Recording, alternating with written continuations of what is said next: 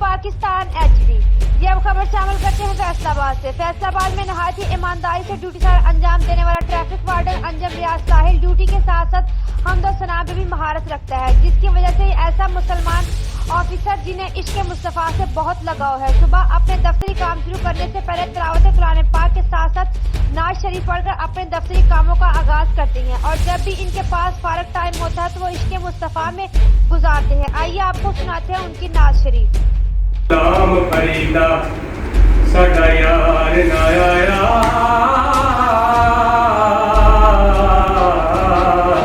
ते साडी ईद किसे ना कमरे दी ते मलकल मौत मैं मौत तो डरदा नहीं जो खेडनी खेड दा डंग जावी ते मलकल मौत मैं मौत तो डरदा नहीं जो खेडनी खेड दा डंग जावी ते जिवें अमर रब दायो में करी यारा ते बेशक रंग विच पौंदा रंग जावी ते तैनू तेरी परवाज़ दा वास्ताई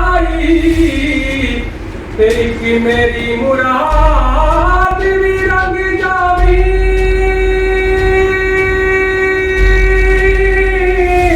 ते भूले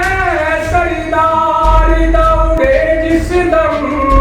वो जांदा जांदा मदीने चो लंघ जावी ते भूले सरदार दौड़े जिस दम वो जांदा जांदा मदीने चो लंघ जावी वो जांदा जांदा मदीने चो लंघ जावी वो जांदा जांदा मदीने चो लंघ जावी। तो मियां मोहम्मद बख्श से चंद अशआर पेश करूंगा। यार जिना दे ओ मौत ने मारे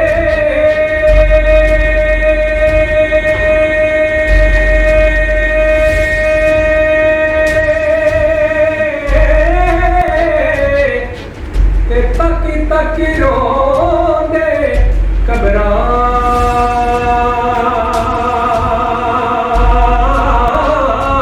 ते दुखिए दी गल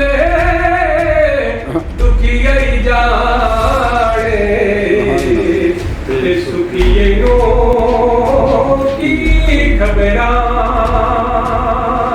ते दुखिए दी गल दुखिए ही जाने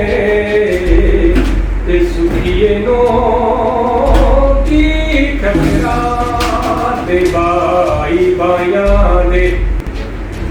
ओ बाई बायां दे ओ दुश्मन हुंदे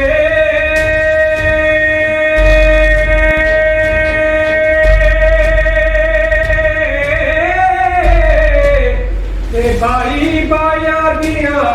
बावां